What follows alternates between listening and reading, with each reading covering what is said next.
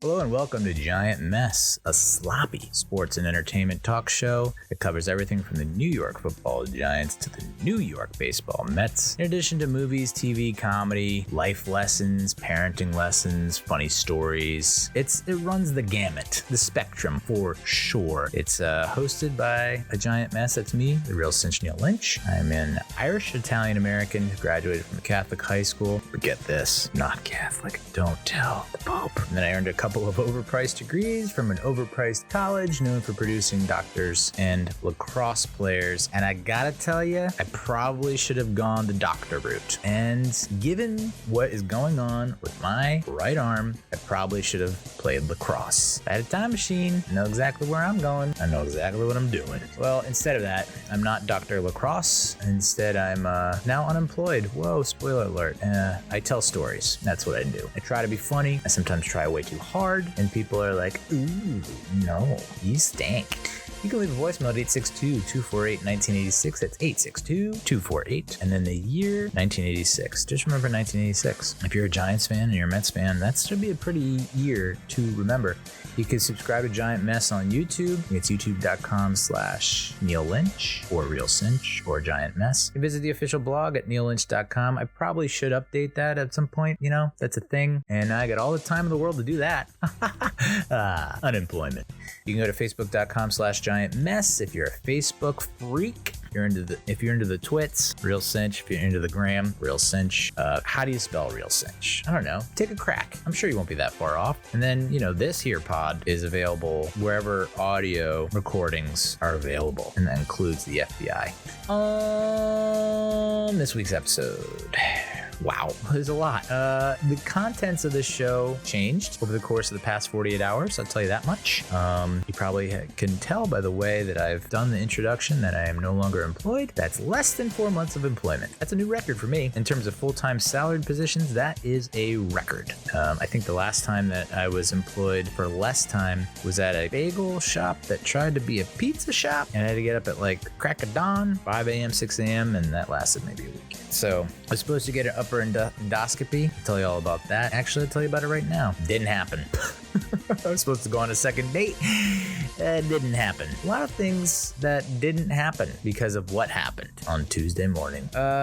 Took Bree to a friend's birthday party, and maybe I'll talk about that. And that's what we're rolling with in this week. So without further ado, let's do it. Yeah, so was watching the Giants game Monday night against the Cowboys, and I have a problem. I have a problem following the New York Football Giants. It's a little too extreme at this point. It affects my mental health, and it causes me an unbelievable amount of stress, which is ridiculous considering I'm middle-aged, and literally what they do does not really impact or affect what I do on a daily basis, but yet I can't do without them. What was that quote from Brokeback Mountain? I can't leave you.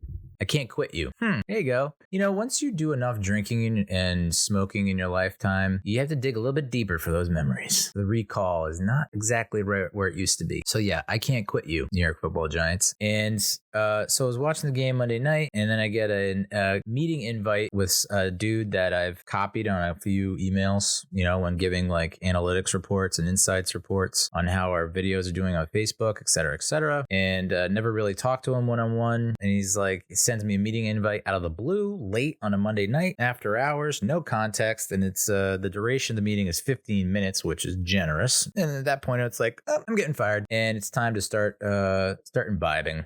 Let's bend some elbows, huh? Because it was the combination of, okay, impending doom, you're losing your job yet again, and then the combination of facing the Cowboys. I don't know what it is about the Giants facing the Cowboys and the Eagles, but it brings out the absolute worst in me as a human. The level of stress that it caused me, anxiety, is true to roof, and I don't understand it. I really don't. It's just like, here's some guys dressed in these colors, and here's some guys dressed in these colors, and they're just throwing a ball around, and there's like points for stuff. Like, why does that drive me up a wall? And then, why am I the baby from that drug movie that, again, can't remember because I'm too old. What was it called? The heroin and the Ewan McGregor and the fucking whatever gives a shit. Anyway, so yeah, I got that email, that invite, calendar invite, and I was saying to myself, I'm getting fired. Cool. Been on the job less than 4 months, and I'm getting canned. Wow, that was quick. And it was this is the company that offered me a short-term contract. It was going to be 6 weeks. I said no thanks. I prefer something that's a little more full-time, and I'd like something that's more stable and secure because I'm a parent. I'm a single parent. Got to provide. It's not just me you got to worry about. It's I got a little one I got to take care of. And they came back and said, you know what? Good on you. We like your argument. It's valid, and we're going to reward that with some full-time employment. And I was like, hell yeah. And then I got into the nooks and crannies of the job, and I said, hell yeah, again. I mean, I have nothing bad to say about Donut Media. Donut Media, one of the top automotive channels on YouTube in the US, possibly the world. They make amazing content. Every single video is just chef's kiss. I mean, it's just so good, so great. The editors kind of have utilized the style of video editing that is, I'd say, comparable to Tim and Eric. Awesome show. Great job on Adult Swim. If you have no idea what I'm talking about, then maybe their videos are not for you. But I am a big fan of Tim and Eric, and so I became a huge supporter of Donut Media. I think if more creators, publishers, whatever, should follow in their footsteps, because their talent is top of the line, top notch, personable, charming, witty, funny. I mean, the one guy, James Pumphrey, suffered a freaking heart attack because of the amount of effort that he was putting into each and every single video. And I almost wanted to go in and see like the timeline of how that went down, because you can see he is like, I mean, going over the top, bonkers level enthusiasm with every video, just trying to entertain your ass. And then he ultimately, his health suffers for it. And I think maybe he's dialed it back. I would imagine he has to dial it back at this point because he can't give that kind of intensity for each and every video. You know, it's unfortunate. You suffer a heart attack, and it's like, that's kind of an eye opener. Maybe I gotta do things differently according to my doc. So I'm sure I'm on that pace with the level of trauma and stress I've suffered over the past 16 years. Yeah, you lose your father, and it's like kind of has a pretty deep impact. Whoa, great movie, Morgan Freeman. It has a deep impact on you, and so that has basically affected 99% of my life decisions. You know, if you want to play like what if my father didn't pass, what kind of path I would be on? I know I'd be in a better off spot. I just know it would. Because that has ultimately forced my hand, not really forced my hand. My mind has corrupted me and has become my sworn enemy. And so that's what's going on there. I get off on a tangent there, huh? What even was I? Oh yeah. So yeah, I knew that Monday night when this guy who's higher up, C-level, C-suite, whatever executive type, who I have never talked to one-on-one in person before, is like, hey, let's have a meeting, just you and me, huh? Does that sound good? And I'm not going to tell you what's it about or what the agenda is. It's just going to be blank, just you and me. It's like, so he's either going to get on and be like, hey, you're doing an amazing job. Even though I know Facebook is tough in terms of trying to get reach and followers and engagement. It's not like it is on YouTube where we have a lot of success, but you've done such an incredible job that we are now going to broaden your responsibilities so that you're not only doing Facebook, but you're doing all the socials for Donut. And hell, we would love for you to do consulting and do more for other properties underneath us. Or we're just gonna fire you because you're meaningless, you're worthless, and you provide no value, and da da da.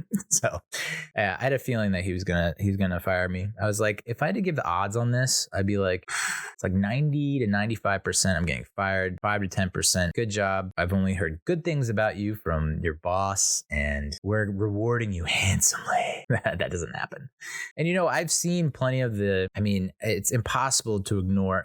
I'm not a news junkie, but it's impossible to be online as long as I am every day, all day, for 7 days a week, 365 days a year, and not notice that, hey, the economy's kind of tanking right now. Interest rates at an all-time high. That was a big topic of discussion at my daughter's friend's birthday party. All the dads getting together talking about the economy. That's top-notch stuff. And, it's kind of hard to see like, oh, layoffs.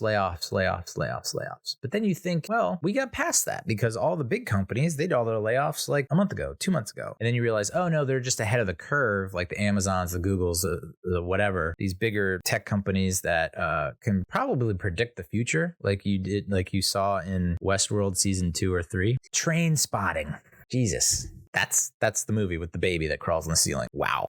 It took me a good 15 minutes. See, it comes around. You just gotta it's gotta get running a little bit. If you've noticed in the video, this is not a nighttime video. This is a daytime video.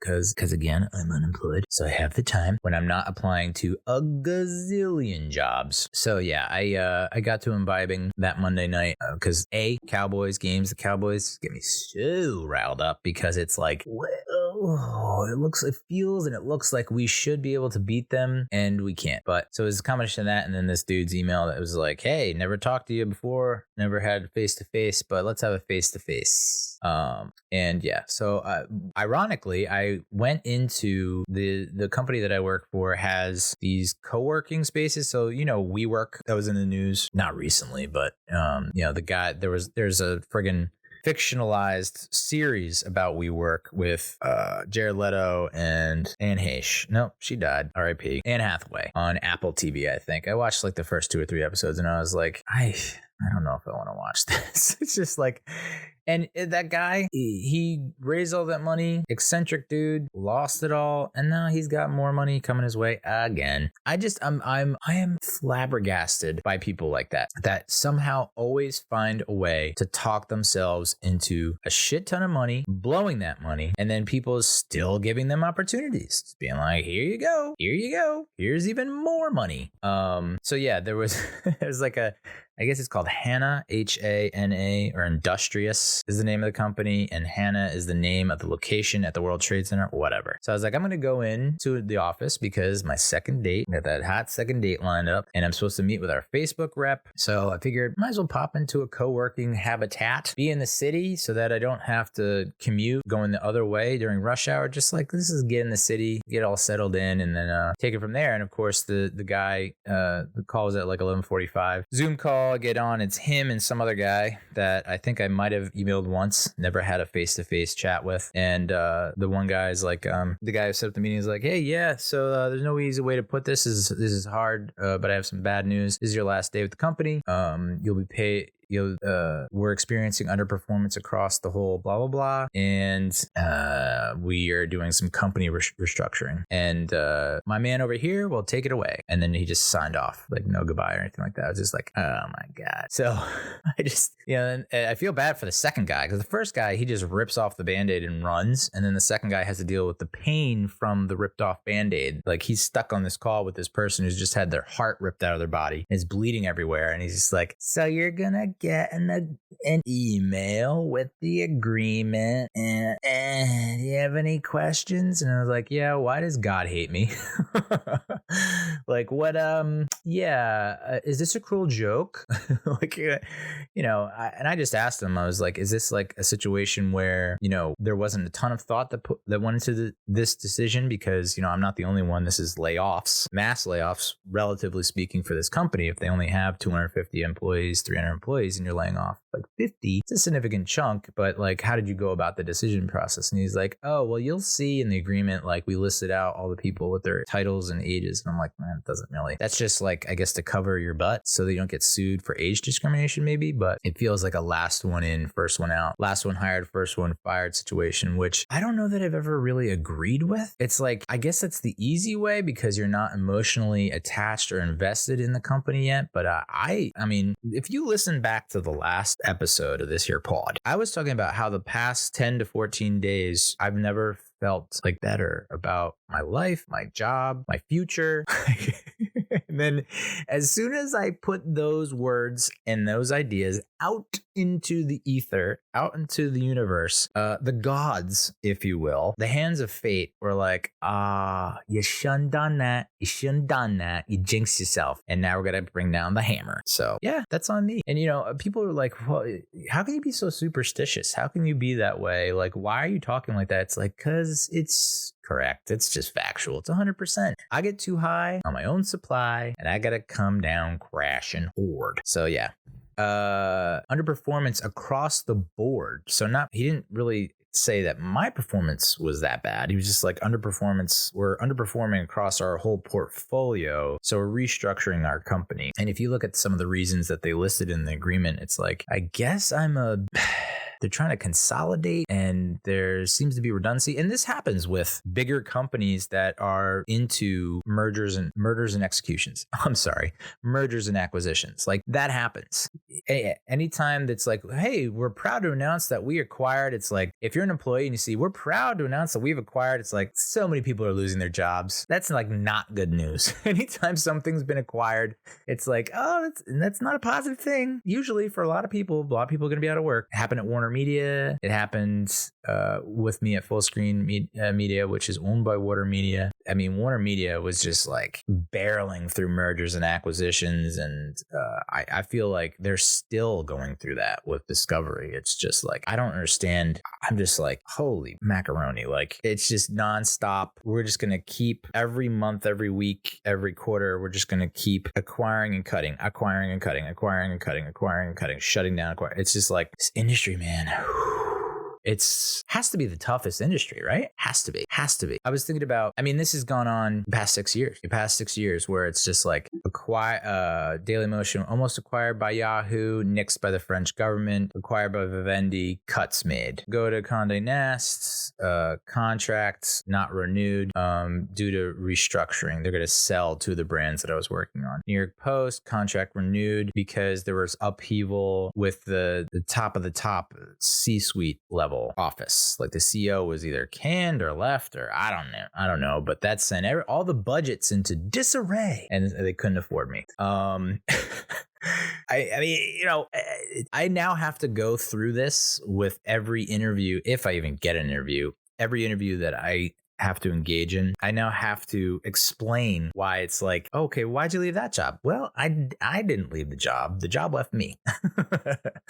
You know, Full Screen Media acquired by Warner Media. And then it's just like, we're, even though you are profitable, I believe, and you are essential, especially during the pandemic, people are watching video like at crazy amounts because you can't go outside or do anything they used to be able to do. Despite all that, it's like, we're going to cut all you. And then the people that we do keep, we're only keeping for a certain amount of time, and then we're letting all of them go. So yeah. And that video chat was the day after my birthday. So I've now been canned 2 or 3 times on my birthday. So I'm sure there's some other devastating news will happen on my birthday this go around. So let go twice around my birthday, which is just fantastic. And then SNY, you know, I don't know if I can get into too much of the details about SNY, but it was just like, here's a job description, try to do the job description, and then knowing that 95% of the job description just doesn't exist or didn't apply. Like I wasn't able to do it because it just didn't exist or was broken or I don't even know what. And yeah, so man, I think I hate the World Trade Center, and that's nothing against the World Trade Center other than on a personal level. I think I hate it because I've now gone into the world. Like this is I've now been let go 3 times at the World Trade Center. So I feel like I don't want to work at the World Trade Center anymore.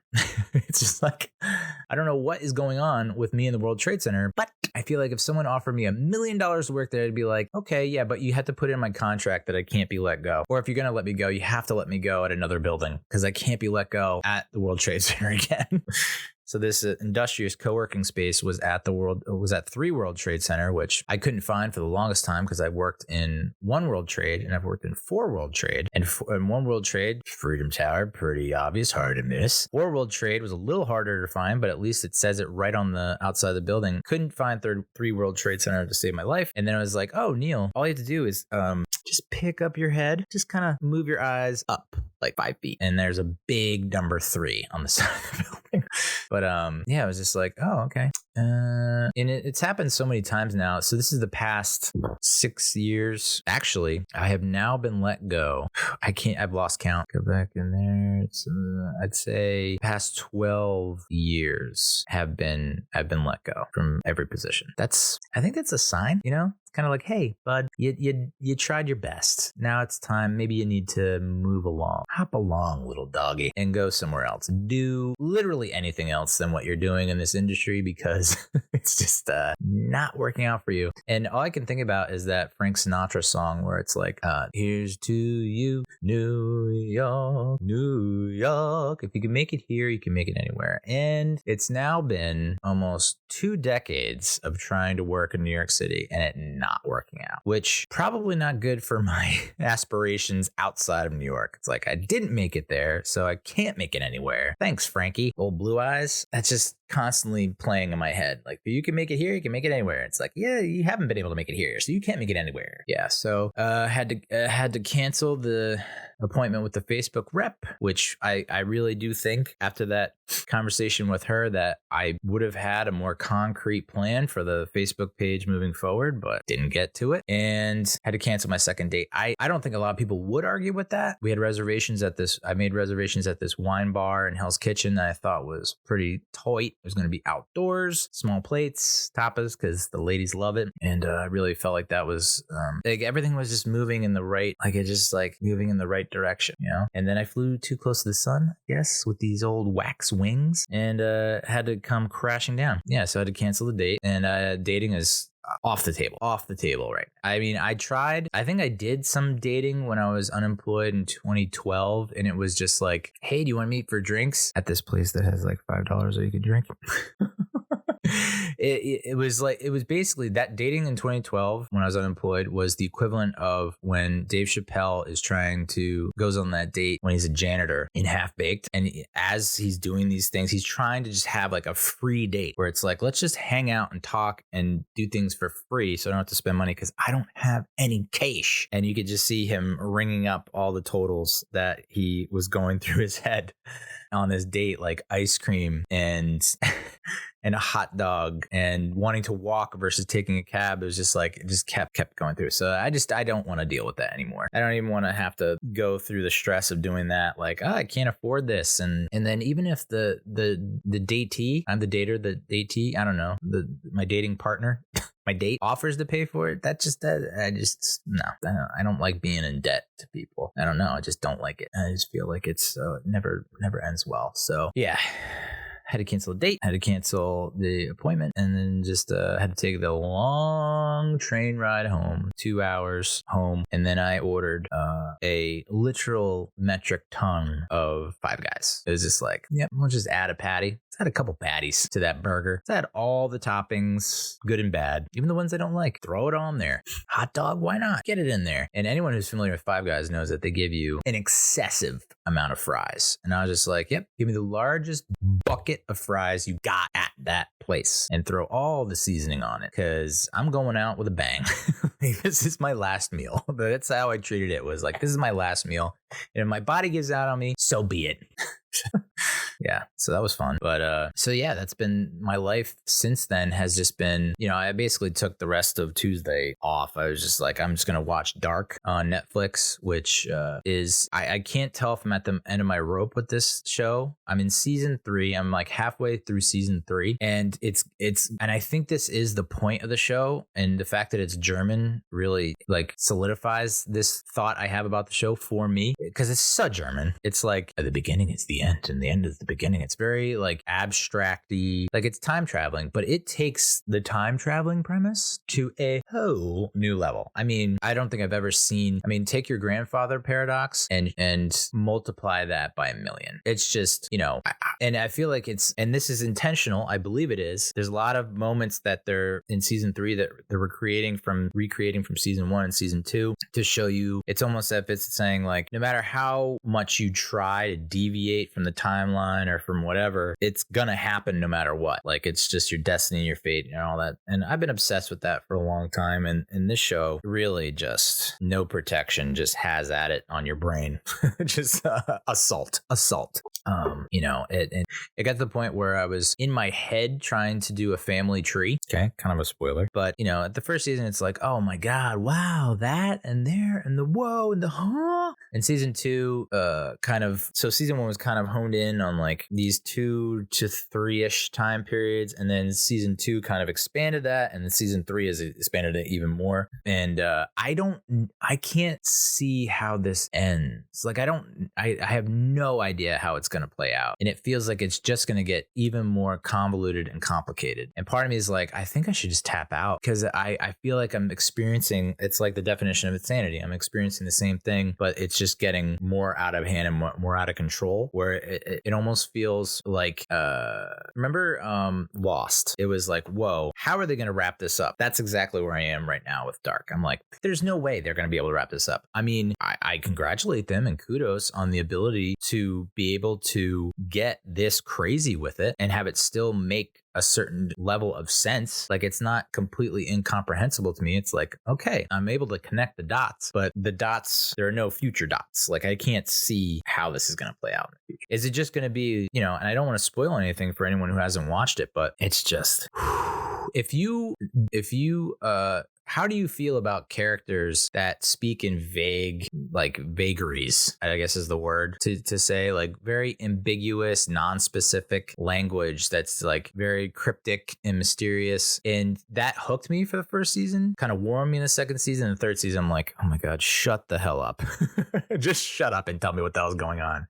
And I think I understand to a certain degree where, these characters that do have this knowledge are unable to really directly, frankly, tell these other characters what's going on, because I guess they are worried to a certain level about the ramifications of telling them directly and how it will alter. So it feels like there's 2 or 3 camps. There's one camp that's like, hey, no matter where you go, what you do, you can't change anything, okay? Because if you do, we're all screwed. And then it's like, the other camp is like, listen, we're in this mess because everyone has decided not to change anything. We do need to change something to fix what's going on. And then there's a third camp that's like, this new third camp where it's like, I don't even know what their goal is or their objective is. It's just like, I guess we're going to, I don't know, clue. I'm just completely and utterly lost. And it's like, it feels almost like homework at this point where like, I can't, my brain hurts too much to be trying to figure any of this out. And I don't even know who I'm rooting for anymore. At this point, it's just like,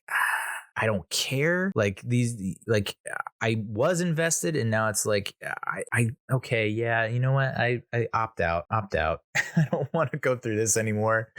It's too nuts, but I'll probably stick with it through season 3. I mean, it is one of the better shows if you're talking about dealing with time travel and sci-fi and all that goes along with it. I can't really envision or picture another show or think of another show that is able to address and handle time travel like this one has.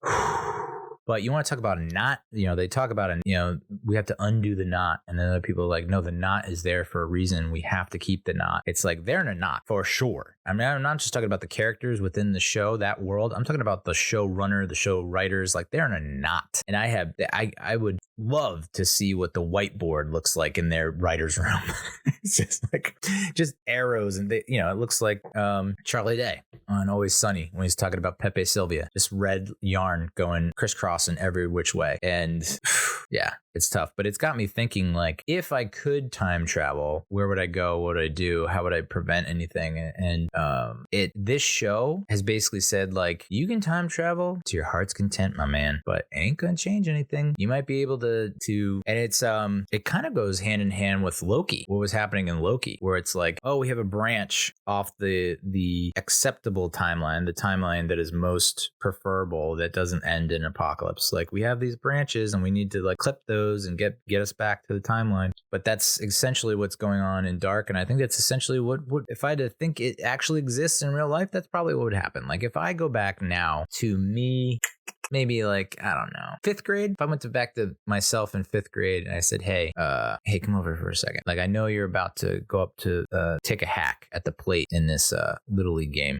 But after the game, you're going to have a taller girl in your grade invite you into her mom's Camaro. And it's pretty much an invitation to kiss face, make out. But you're going to be so nervous that you won't know what to do, and you're going to cower and clam up. I'm telling you, just go for it. What's the worst that could happen? Would that be the place I travel to? I don't know. That's a toughie. Would it be to when my father was supposed to be the Princeton University head doctor of the athletic program of the team sports there? And like, would I have somehow got rid of his competition, find some dirt on the competition and been like, you don't want to go with this guy. Look what he's done. Look what he's doing. His private life, and then dox him or ruin him. And then my dad could be the like, was that it? There's so many points in your timeline that you could be like, oh, well, would definitely change that. But to me, I think I would definitely go back to probably right around puberty.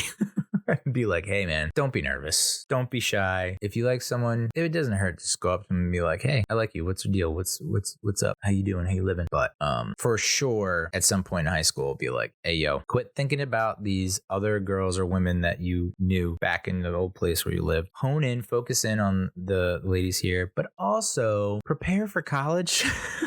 Like, actually think about a career path that is sustainable and secure and stable and you can depend on, and because and then another entry point would have been probably after or freshman year, been like, hey, don't get too invested in this girlfriend. It's gonna end horribly. Go to class. Try your best. Find what works. Don't let your guidance counselor tell you that film media studies is a good major, because it's not. You're gonna end up paying out the wazoo in tuition, in student loan debt. You're gonna be so buried in student loan debt, and you're not gonna get out of it. And the only reason you get out of it is because your grandmother passes. And your dad passes. So yeah, there are multiple entry points where I would go back and be like, hey, here's what you need to do. Here's what's coming down the pike. Do it. But what the point of the show is your younger self. You think your younger self, when you do that, is going to be like, okay, yes, man from the future who claims he's from the future. Of course I will do everything that you say, because why would I ever doubt you? No, I can only imagine 13-year-old me, 17-year-old me, even like 21, 22-year-old me getting a visit from fat me now, coming back and being like, hey, saddle up, buckle up, dude. Because here's what happens if you continue to do what you're doing. Not pretty. And they would be like, get out of here, you lunatic. I mean, that's exactly what happens in the show. And that's realistically probably what happens with a lot of people. It's like, you can't tell me what to do. I'm my own free will, my own choice. And another spoiler, there's a Pixar movie that came out recently that deals with that. And I don't want to tell you which, because it's kind of a major spoiler. But it is amazing that we like to think of, self-care and taking care of yourself and like listening to yourself and not doubting yourself. But at the same time, it's like, if you could actually have a younger, older version of yourself talking to you, you're not going to be on the same page with a lot of shit. Like, you're going to disagree about outlooks and perspectives and whatnot. So I think I do appreciate that about Dark. It's just, I don't even know how much further they can take this thing. And I don't know if I want to subscribe and like follow along and be along for the ride at this point. It's still incredible, the scope and the range and the depth of the show. I'm not arguing any of that, but it also is taking a toll on my mental health. Just like the Giants and the Mets. So yeah, as much as I'd love to time travel and go back and like try and alter the past, I think it's just not possible. You'd end up in an insane asylum where you end up getting significantly hurt. It's just like, things are the way they are. And it also, conspiracy brain makes me think that maybe I have been visited in the past and turned down the advice. Maybe. I don't know. You just need to watch Dark, I think, is the main takeaway from that. So before my world crumbled completely, I had Bree for the weekend. I took her to her friend's birthday party. And this is a friend who I can see, like, you want to talk about the future, the past, all that's good stuff. I think if Bree continues to hang out with this girl, it's going to be trouble. It's just going to be, and I'm hoping it's just like good, innocent trouble, where it's like, it was skip day, senior year in high school, and we skipped together and we went to a diner. Like that kind of trouble. Not like, hey, we robbed a bank, or hey, we're into drug dealing together. No, I think it should be for the most part harmless fun, but I do see them getting into trouble together. It's just, it's kind of, I think there are people in my life that I get together with and it's like, it's just trouble. It's just trouble from start to finish. We just get each other riled up and then it spirals out of control. So, but it was a friggin' 15 to 20 minute drive to this house, her friend's house. That's how ridiculous ridiculous Princeton is. Like, I guess I'm not technically Princeton. I guess I'm technically West Windsor Township, but it is insane that you can drive for 20 minutes and you're still in the same town. Like, it's just a very odd configuration. But 15, 20 minutes, get there, and it's a big, beautiful house, a big, beautiful backyard. And I'm introduced to the parents in person for the first time. And the dad is like, yeah, looking to upgrade. And I'm like, this looks, in my head, I'm thinking, this is like a big house. He's like, yeah, we're at 4 bedrooms and,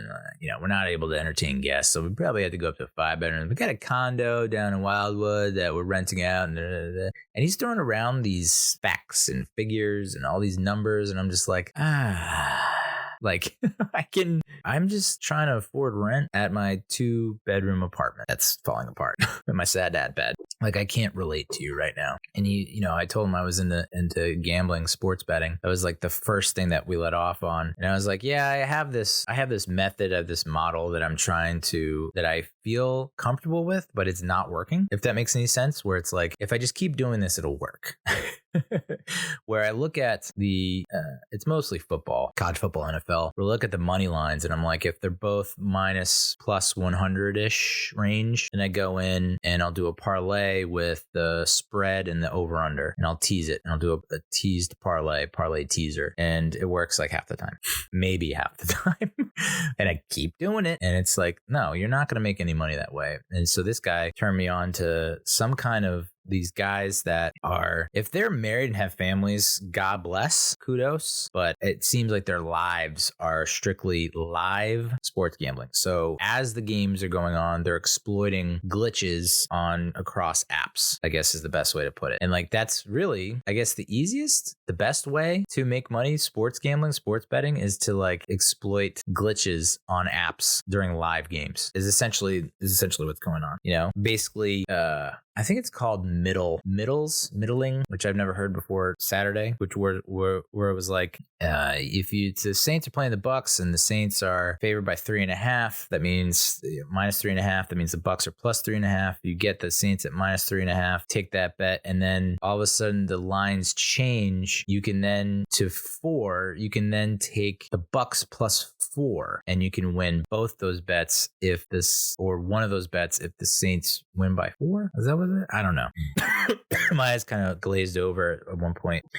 But I got to see it in action, where he's showing me, okay, here's the live stream of them talking. Okay, they're saying that this pitcher, position player, is now pitching in this game, and then the quick take, the opponent to score a run or something in this inning before they are able to, because I guess a lot of the apps are automated where they don't take into consideration the details of like who's coaching, who's managing, who's playing. It's just this happened, so this happened. It's not like Mike Evans scored. It's like offense scored. It's very the algorithms, I guess, or the updates that are being made automatically aren't taking a lot of things into consideration. And so these guys that are on this live stream do take it into consideration because they're extremely knowledgeable and can see all this stuff and know when to hold them, know when to fold them, know when to walk away when the damage done. So, he was like, Middle Tennessee State is up by blah, blah against Miami, and they're driving, take this, hammer this. And so he literally clicked on something, and the bet was placed. I was just like, oh my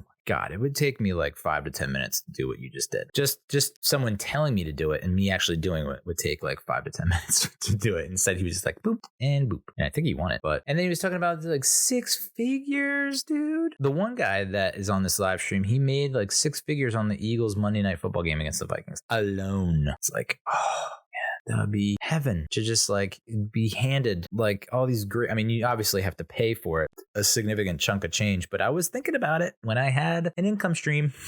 I was thinking about it, and now that's off the table. Tuesday and Wednesday were essentially just me going through and canceling everything. I had to cancel YouTube TV. YouTube TV is now donezo. I switched to Sling, and I was like, why did I even cancel Sling in the first place? This is great. What a great price. And then I signed signed up for it, and now I can't sign into my account. My Sling account anymore. In 2 days, I can't sign in.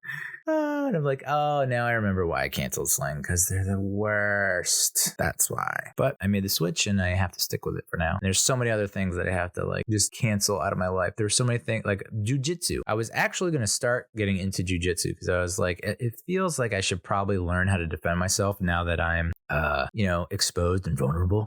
In my paranoid dome, that's how I think, is like I'm exposed and vulnerable. I've made so many enemies and arch rivals in my time that I probably should learn how to defend myself if attacked.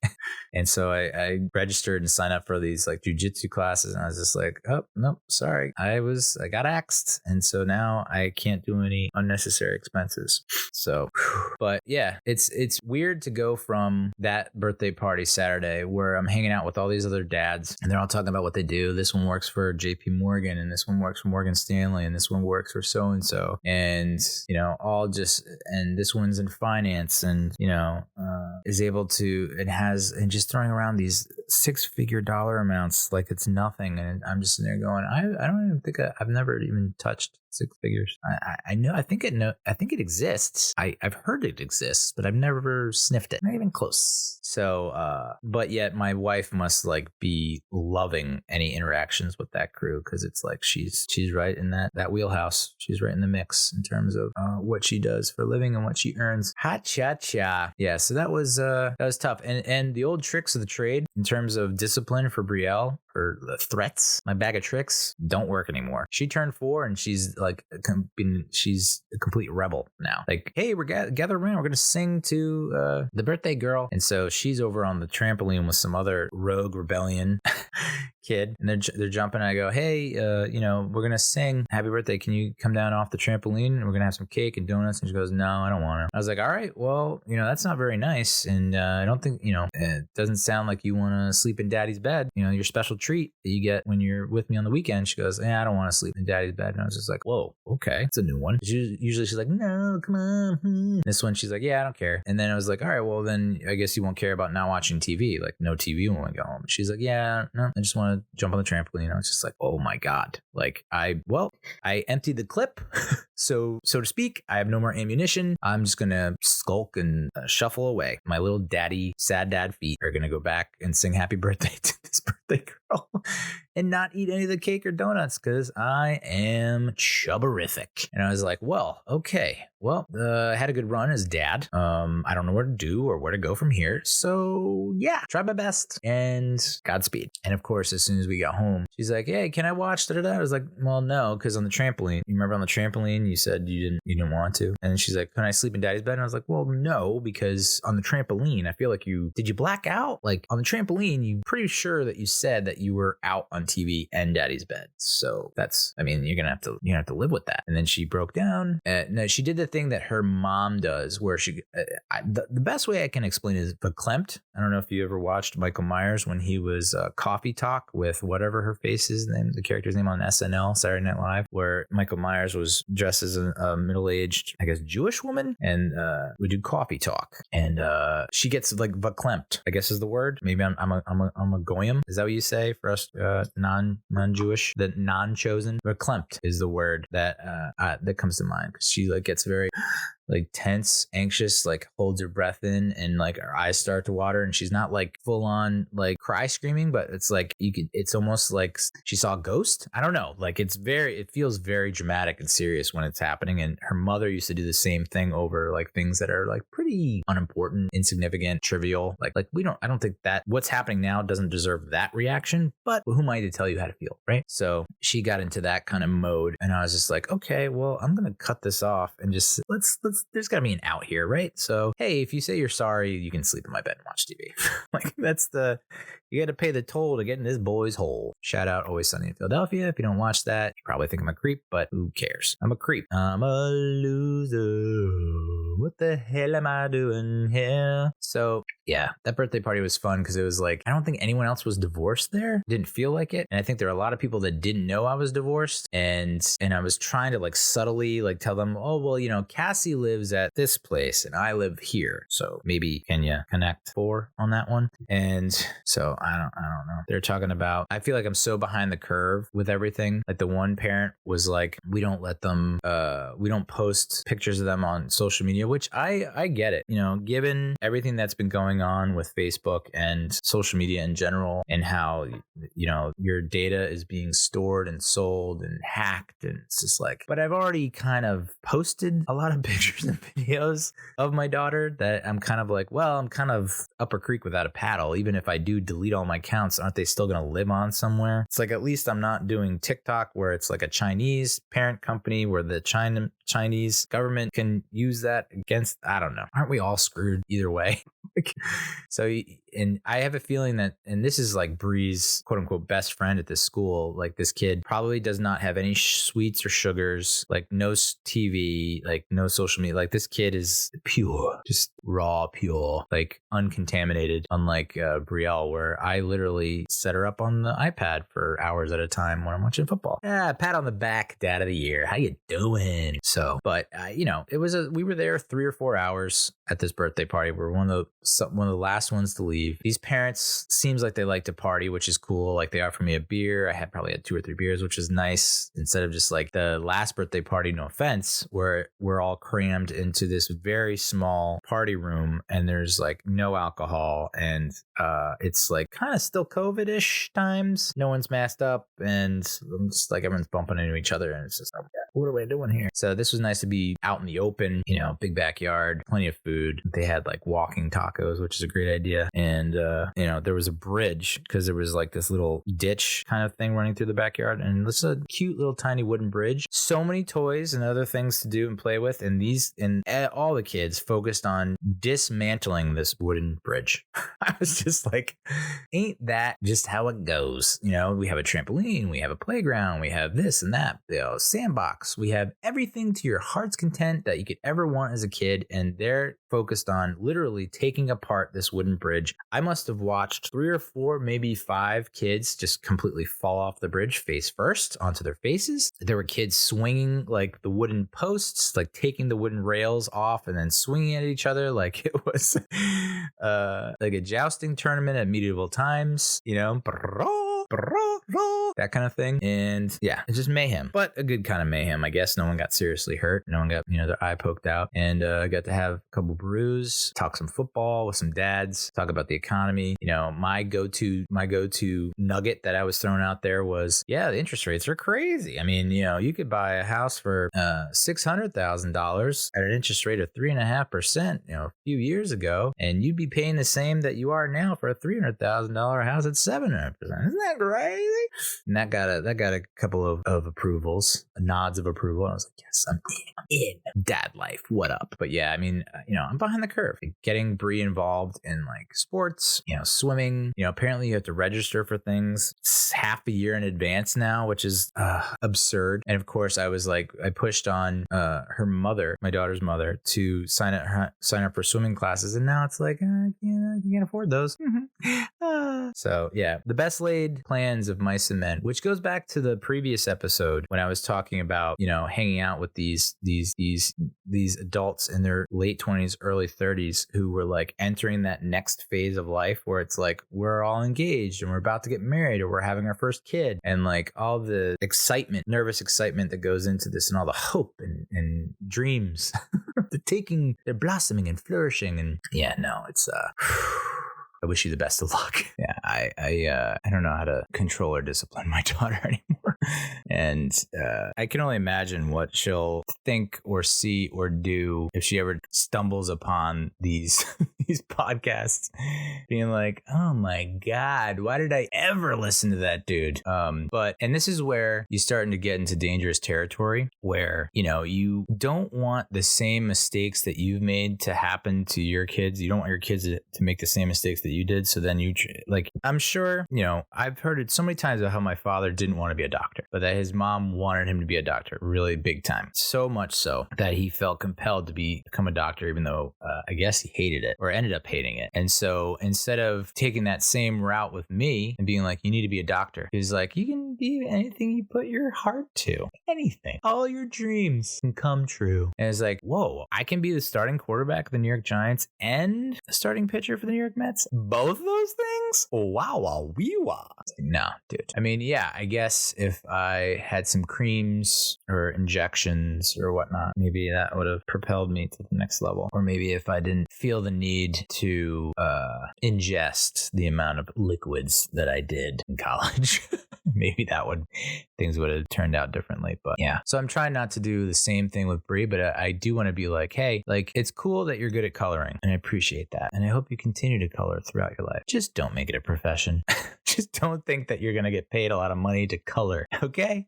How about we try and focus in on something in finance? Because CFOs are like never fired, and they make so much money, and they get to do all the firing. So become a CFO.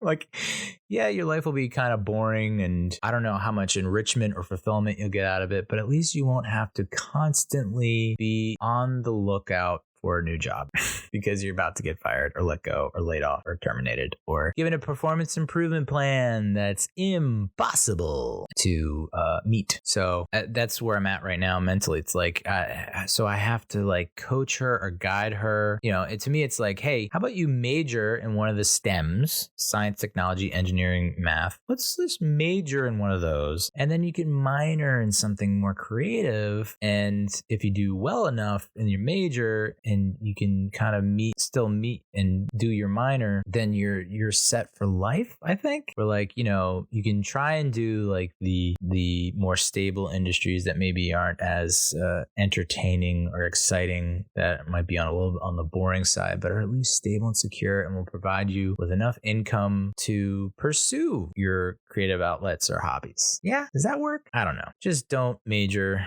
in anything liberal arts. Like, don't do that. You're just setting yourself up for failure. You need to major in something that actually has a career path that is rewarding and where your earning potential is based on your actual performance and not about how you look on a video chat. Like, I guess you can't avoid politics, interoffice politics, wherever you go. There's going to be that kind of politics going on. But I'm not good at politics. I don't know how to get her, like, coach her up and train her on politics, dude. No idea. So there was a crazy post I saw on maybe LinkedIn or something that like perfectly explained politics. And I can't remember the exact details, but it was like, hey, let me see if I can find that. I mean, just an outrageous example of how politics works. Something to do with Bill Gates. It was like, hey, I want my son to go to this college. It was something about like, it was just like a insane chain domino effect of like, this kid wants to work at this company and he wants to go to this college and then he wants to work at this company. And so the way he's able to do it is like he promises something in return. So it's like, hey, my son wants to go to this college. No, he can't come to this college. All right, but he's going to marry Bill Gates' daughter. And it's like, oh, whoa. And so they let him into the college. And then he's like, hey, I want to work at this company. Okay, but you have to have this. I'm fucking butchering the hell out of this, but it was just such a great breakdown of like how politics works. Let me see if I can find it. I need to be able to find it because I'm not doing it justice. It was like, let's see here. No, I don't think I'm going to be able to find this. No, I'm not gonna be able to find it. It sucks. I should have just liked it, but I didn't like it because I was like, shit, that is exactly what politics is. And no, cut that. Basically, just like the guy started off with nothing. Okay, nothing, had nothing to his name, nothing. But then he would offer something. It's kind of like in Sing 2, where what's his name, the koala voiced by Matthew McConaughey, somehow weasels his way into this tryout for this guy who's the head of a hotel, and it's supposed to be like the number one, I don't know if it's Vegas, but like, you know, obviously a Vegas type town. This is the number one hotel with the number one entertainment spot that, you know, everyone dreams to have that spot, like that stage, that show. And so, you know, the koala's like, they're about to get kicked out or kicked off the stage because like the dude is not interested in their show. And then he says he actually plays a song that is by an artist that is a favorite of the guy who's like giving the green light to shows. And he's like, oh man, I love that show. Like, if you like, I didn't know you have the rights to play that in a show. And he's like, yeah. And he's like, whoa, that's crazy, because the guy who sings that song, he like doesn't loan out that song to anyone. Like, you know, it would be even better if you could get him in the show. If you could get him in the show, I'll greenlight it. And he's like, do you know them? Can you do that? And he's like, yeah. And it's like, no, I don't know him. But I now have to figure out a way to get there and make it happen. And he did, but I don't have that in me. But it is interesting to see, like, okay, I want my kid to go to this school. In order for my kid to go to that school, if I align him with, it's just like what's going on in House of Dragon. Like, okay, in order for us to get this, we have to offer this. In order for us to get this, we have to marry off our kid to her cousin. In order for us to secure our stronghold, we need to make an alliance with this one. It's like, I just don't think about life in that way, because I don't like owing people anyone a favor. Like, you do me a favor, I don't like owing them a favor. So I never thought in that way, and it's to my detriment. Obviously, that's how I've ended up in this situation that I'm in. Is like, I'm not a power player that knows how to politically massage other people. God damn, I wish I knew where that friggin' post went, because it's just like the beautiful works Bill Gates. Like, you'd think that the search on this should be good enough. Posts, date posted, past month. Maybe that's, no, I'm gonna fucking find it, dude. Maybe this is it. Anyway, this is not exactly it, but I think it's good enough. I told my son, you will marry the girl I choose. He said no. I told him, she is Bill Gates' daughter. He said okay. I called Bill Gates and said, I want your daughter to marry my son. Bill Gates said no. I told Bill Gates, my son is the CEO of World Bank. Bill Gates said okay. I called the president of World Bank and asked him to make my son the CEO. He said no. I told him my son is Bill Gates' son-in-law. He said okay. That's exactly how politics works. And it's sad and pathetic that I can't remember that level, that degree of what's going on, but that sums it up in a nutshell. It's like, and it almost was similar to what happens in screenwriting. That's how you avoid that third act problem towards the end, is like, you know, you have it concretely in your head of what the ending is, and then you just have to set up all the other dominoes to fall in that direction, you know? So it's like, okay, I would like my son to be the CEO of World Bank. What are the dominoes that need to fall for that to happen? What do I have to offer? I don't have anything to offer. And so it's like, you lie about what you have, and then once you have something set and firm, then you can go back and say, okay, here it is, and then make it happen. It's a very risky game. In my opinion, I don't know that I have the cojones to do it, but that's essentially what you have to do in order to get ahead in this freaking world, dude, in this life. But yeah, I think I kind of want out of the media and entertainment industry. It's just, it seems like it's very toxic and volatile, and but yet I'm still drawn to it. There's just the allure of working with content that people love, that people, you know, it gets a reaction from people, that people pay for. I mean, that's kind of the business that I'm in. And for me to now go to, say, a bank and be like, yeah, I'm going to market your products and services to people, it's like, I don't know. But, you know, you got to pay the bills. You got to suck it up and pay the bills. So I got to figure it out. And my confidence was peaking. And I'll give you an example. When Bree and I went out to a restaurant nearby, I was like getting, as soon as I opened the doors to the restaurant and step up to the hostess, I got a vibe from the hostess, okay? And I was like, all right, I'm going to ask for her number. Like, that's just, not ask for a number. I'm going to write on a piece of paper, I'd like, you know, let's get drinks. Here's my number, is what I was going to do. And I'm so glad I didn't do it in the long run, because ultimately I was just, I don't know why I thought any of that. But, you know, you kind of, confidence is a dangerous drug. I think that's what I'm trying to get at. And I think that's where I got too high on my own supply, I guess, where I thought like, all right, this is a new me where, I feel like I'm in a better spot mentally. I feel like I'm so secure in my job and what I'm doing and who I am that these are the type of things that a confident person would do, and that I need to stop living in fear and doubt and whatever and just go for it. Like if I have a certain feeling, to go for it. Ultimately, I'm glad I didn't, because they definitely had zero interest in me. But there was the initial vibe where it was like, whoa, okay, whoa, you kind of like, okay. And then, as I was leaving, I tried to like make eye contact and she was like not having it. So I was like, okay, it's probably a good thing that I didn't do that, because that was, yeah. Oh God, what a mess. Giant mess. I mean, this is the name of the podcast. Like, you all should know this by now. All right, that's enough life bullshit. I mean, I was supposed to get an upper endoscopy, and my friends contacted me on Friday afternoon. So the upper endoscopy was supposed to be Monday morning. On Friday afternoon, he contacts me and is like, "Hey, can you reschedule to the day, Monday or whatever?" And I was just like, "Why?" And he didn't give me an answer. And then I was like, "Well, I'm just gonna cancel." I think I know.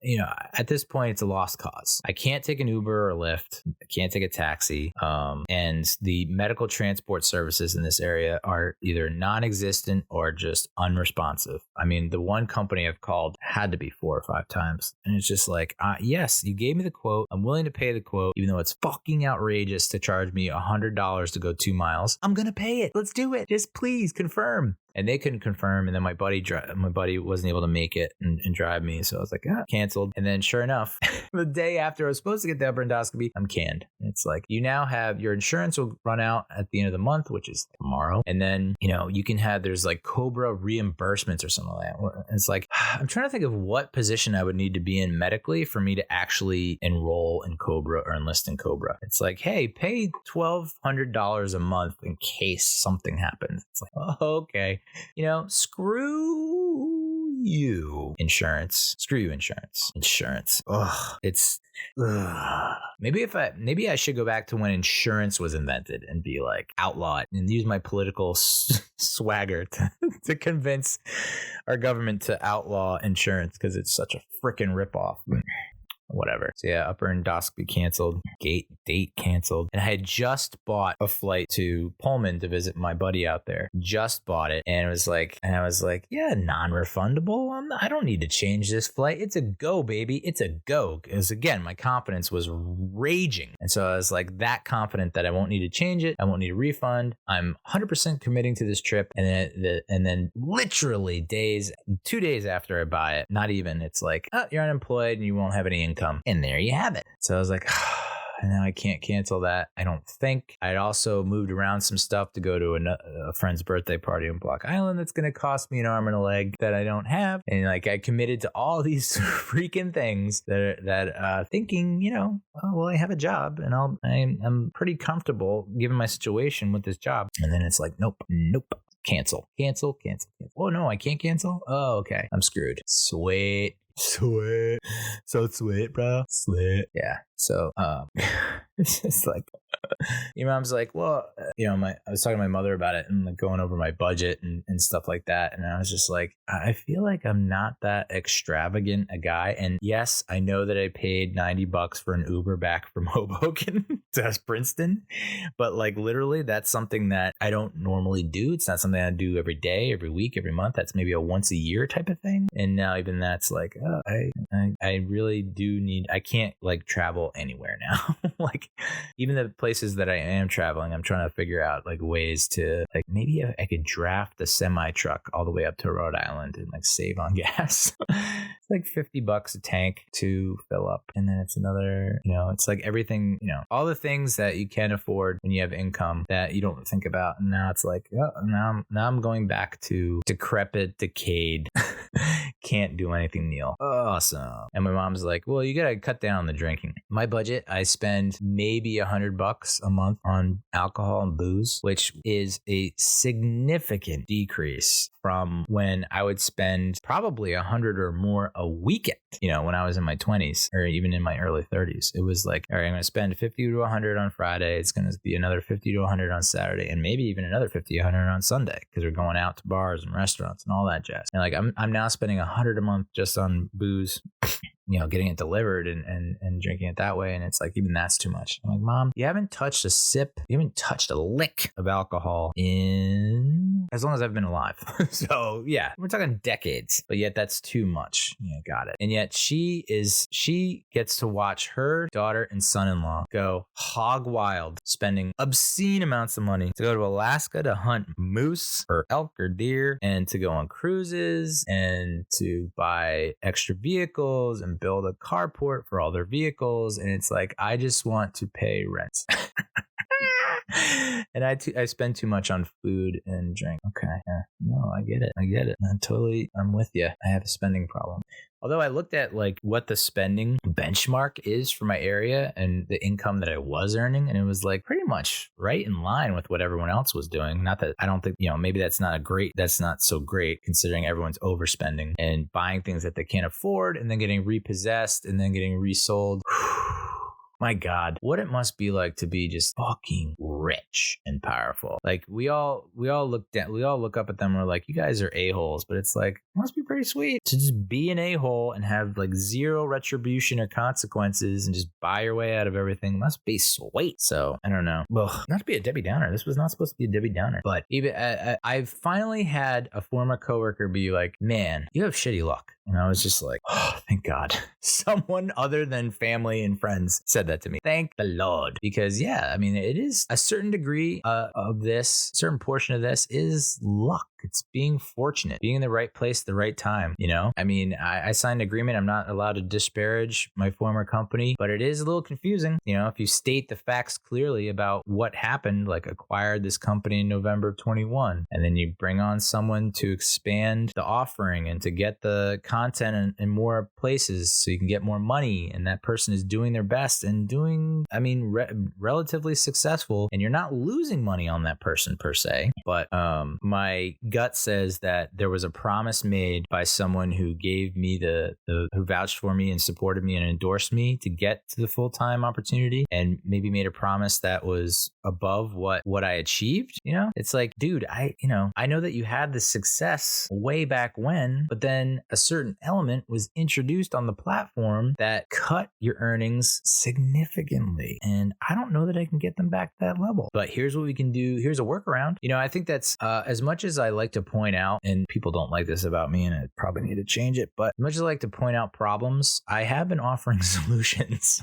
I've learned that you can't just point out problems. You need to also offer solutions, and I feel like I did that. And maybe it was just an instance of like, well, he's the last one hired, first one fired, that kind of thing. I don't know, but I didn't even make it 4 months, which is amazing to me because I saw the numbers and the back end. I got exclusive access, and saw what was there and saw the potential, and was like, I think I feel pretty good about what my situation. And then I was like, hey, yeah, so that rug you're standing on, whoop.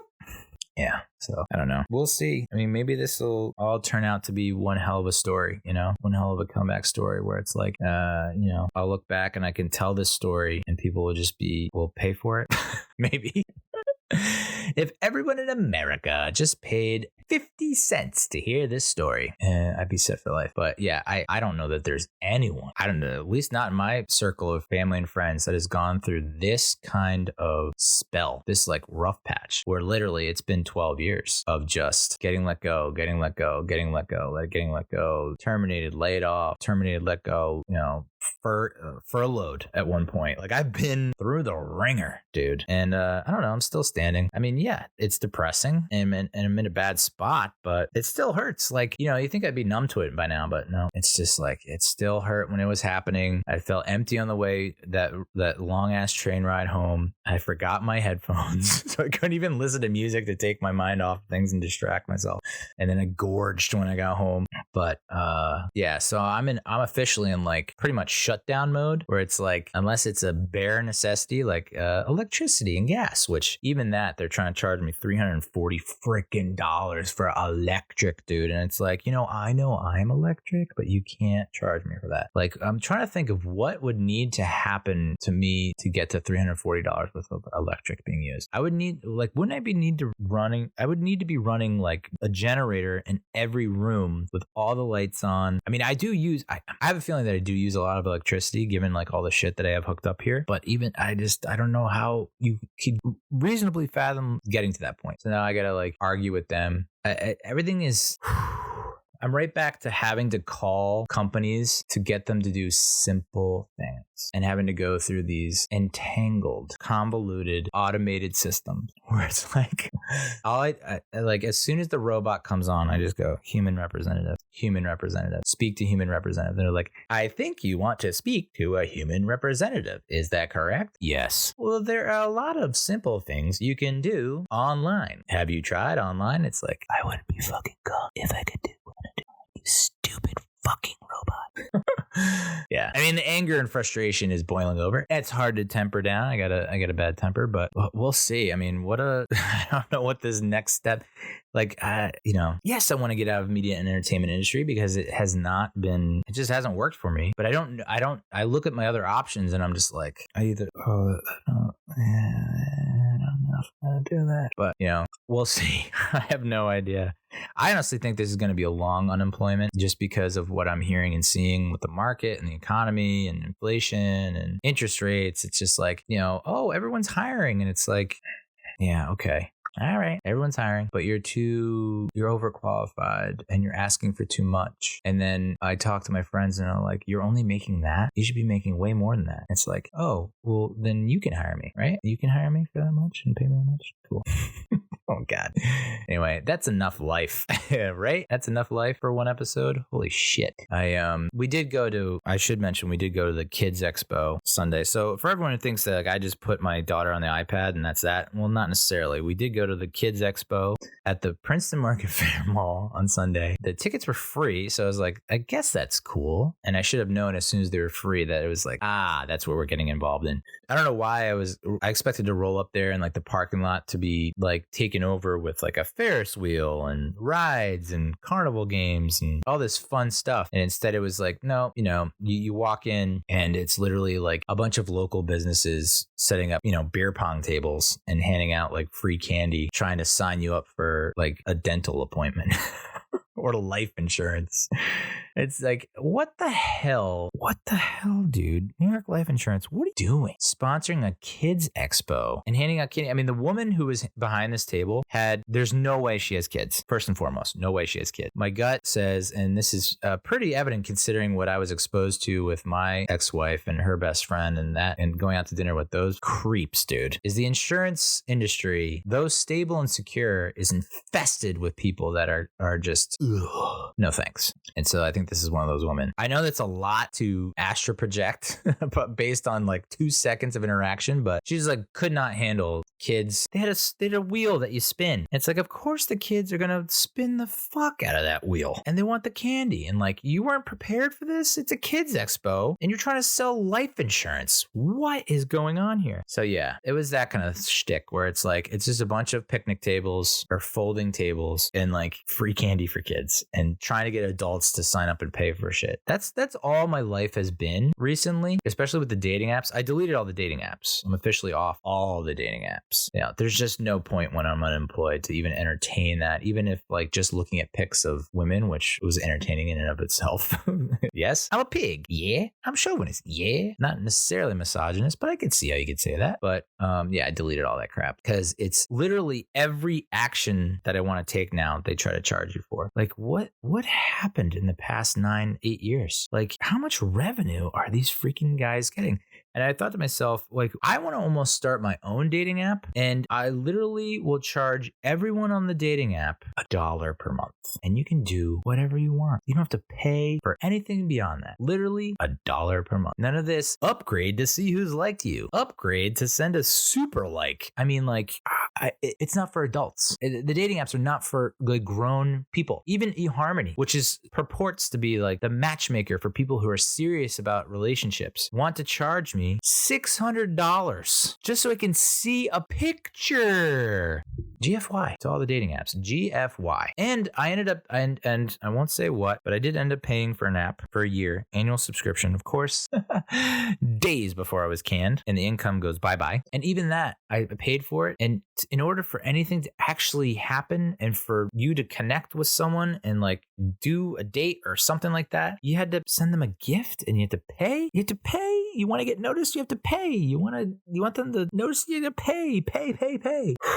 So you have to pay out the ass to just interact with the person or to see the person's profile or to get noticed or to talk to them. And then you have to pay to go on the date and then pay and pay and pay and pay and pay. Everything is just like nonstop. We're running a promotion. You can now get blah, blah, blah. Like, no, dude, I don't want your promotion. I just want to know why my bill is $400.